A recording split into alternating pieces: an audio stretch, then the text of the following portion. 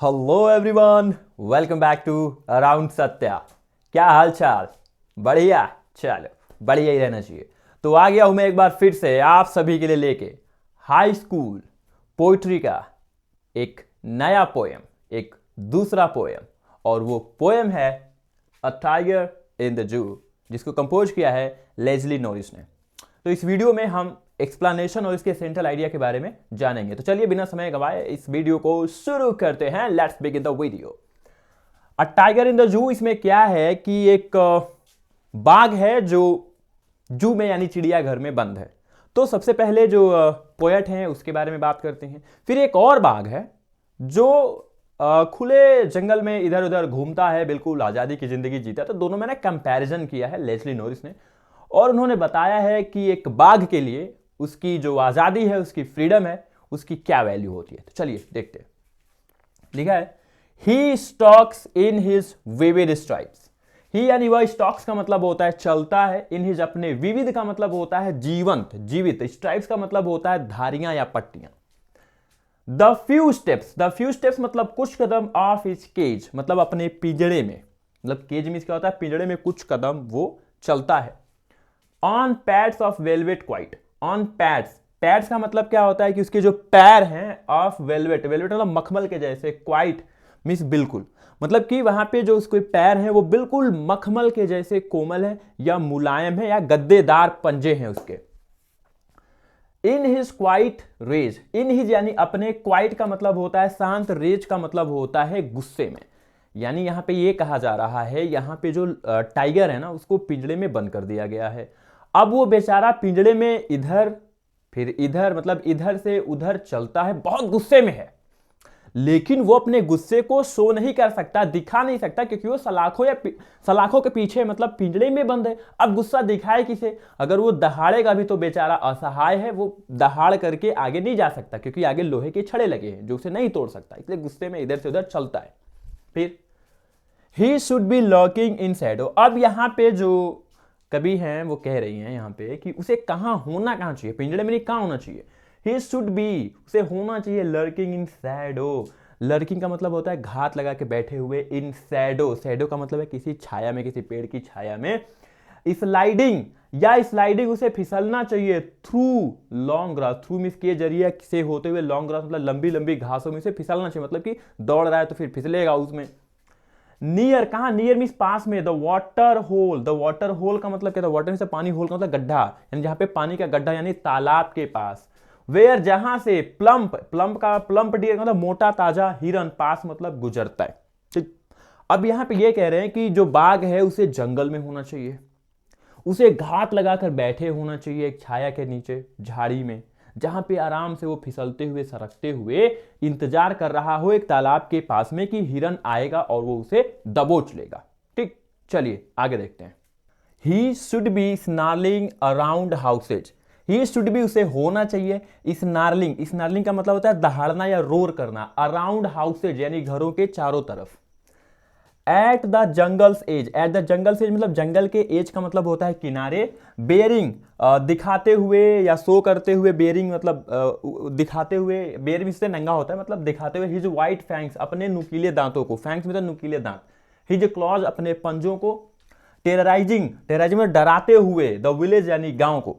अब ये जो बाघ है उसे कहां होना चाहिए? उसे, बाघ को जंगल के किनारे पर होना चाहिए, जहां पे गांव वालों के घर होते हैं, और उसे वहां पे जोर से दहाड़ना चाहिए, अपने नुकीले दांतों को दिखाना चाहिए, अपने पंजों को दिखाना चाहिए, ताकि उसको देख करके, उसकी दहाड़ को सुन करके गांव के लोग डर जाएं। उसे ये सब करना चाहिए, लेकिन वो है कहां?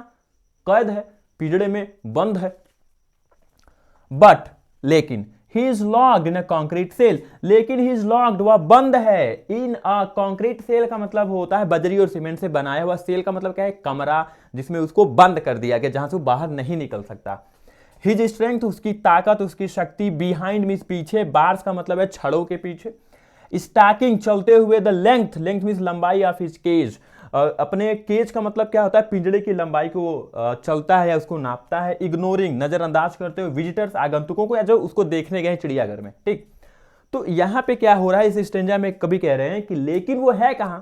उसे कंक्रीट सेल में, कंक्रीट के कमरे में बंद कर दिया गया है और बेचारे की जो ताकत है ना वो सलाखों के पीछे या छड़ों के पीछे कहीं छिप गई है, उसके पीछे वो अपनी ताकत नहीं दिखा सकता। और वो क्या करता है, वो पिंजड़े के यहां से फिर वहां जाता है, वहां से फिर यहां आता है, मतलब पिंजड़े की लंबाई को ही वो नापता रहता है। वहां पे उस चिड़ियाघर में जितने भी लोग आए ना उसको देखने के लिए ध्यान ही नहीं देता है, कहते तुम लोग भाड़ में जाओ, मैं यहाँ पे बंद हूं, अगर खुल गया दरवाजा तो तुम सबको फाड़ डालूंगा। लेकिन अब वो बेचारा करे क्या, छड़ों के पीछे तो ध्यान ही नहीं देता किसी पे, कौन आ रहा है कौन जा रहा है, उसको आदत हो गई इन सब चीजों की। ठीक है, चलिए आगे देखते हैं। जो बाघ है वो पिंजड़े में बंद है और वो क्या क्या करता है, वो क्या क्या चीजें देखता है और सुनता है। He hears the last voice at night. He hears, वह सुनता है, the last voice, अंतिम आवाज को, at night यानी रात में।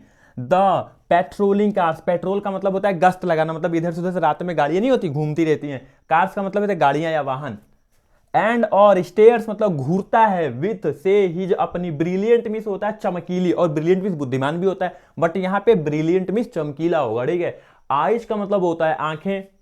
Eight the brilliant stars, at means पर द ब्रिलियंट यानी चमकीले स्टार्स मतलब तारों पे, मतलब वो अपनी चमकीली आंखों से चमकीले तारों को देखता है। ठीक है, तो अब इस वाले लास्ट वाले स्टेंजा में क्या है, यहाँ पे क्या कहा गया, बेचारा उसको पता है मैं जंगल में था तो मैं कैसा था, अब यह कंक्रीट सेल में आके बंद हो गया तो मैं कैसा हो गया हूं, तो अब बेचारा कुछ कर भी नहीं सकता। तो वो क्या करता है, जब रात बीतती है ना, मतलब यही 10 और 12 के बीच का जो समय होता है, तो उसमें लास्ट में अंतिम वॉइस वो किसकी सुनता है, मतलब दिन में तो घूमने वाले आए तो घूम के चले गए उसको देख करके, अब लास्ट में जब 10 और 12 के बीच का जो समय है उसमें जो गाड़ियां है ना गश्त लगाती रहती हैं, उनकी आवाज को वो क्या करता है, सुनता है, और वो अपनी चमकीली आंखों से, अपनी चमकीली आंखों से चमकते हुए तारों को आसमान में देखता है। और वो कर भी क्या सकता है, क्योंकि वही एक चीज उसके पास बची है देखने के लिए, बाकी तो इधर उधर पिंजड़ा है, सामने सलाखें और दिन में आगंतुक मिलते हैं जो यहाँ पे घूमने आते हैं। ठीक, तो ये रहा इसका Hindi explanation.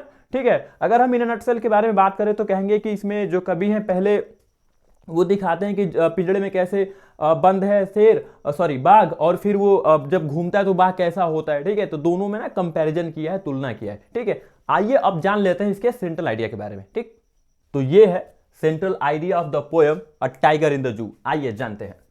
The poem a tiger in the zoo is composed bye Leslie Norris.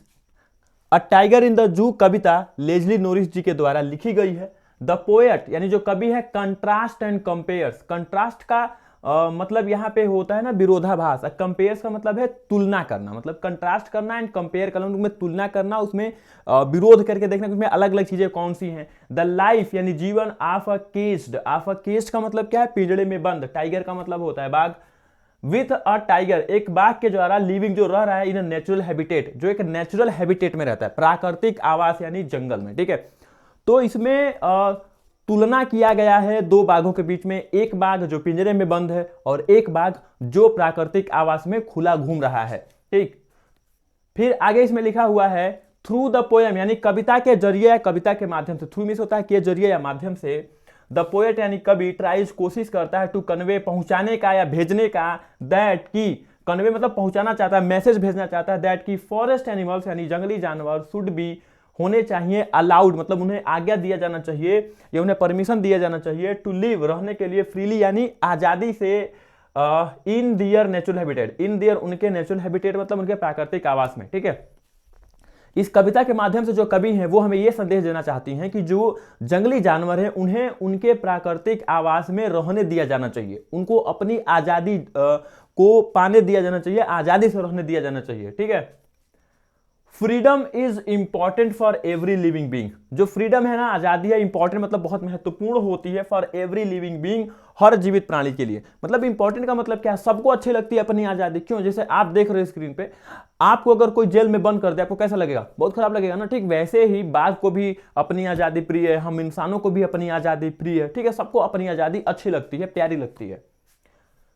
The life of captivity breeds rage and states, the life of captivity, captivity मतलब किसी को कैप्चर कर लेना, किसी को पकड़ लेना, किसी को अपने अधीन कर लेना, किसी को अपना गुलाम बना लेना। ब्रीड्स जन्म देती है, रेज यानी एंगर यानी गुस्से को, एंड स्ट्रेस, स्ट्रेस मतलब टेंशन यानी तनाव को। ठीक है, यानी अधीरता का जो जीवन होता है, गुलामी का जो जीवन होता है वो तनाव और गुस्से को जन्म देता है।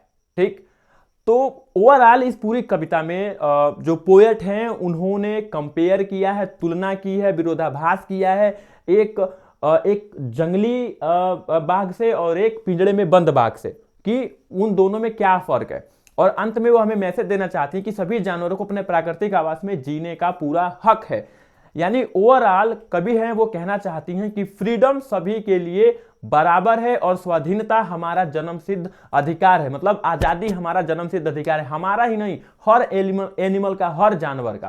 ठीक है, तो ये थी सेंट्रल आइडिया और हिंदी एक्सप्लेनेशन चैप्टर यानी poem a tiger in the zoo की बाय लेस्ली नॉरिस। आपको कैसी लगी कमेंट में जरूर बताइएगा, और नेक्स्ट पोयम आपको कौन सी चाहिए वो भी बताइएगा। Thanks for watching.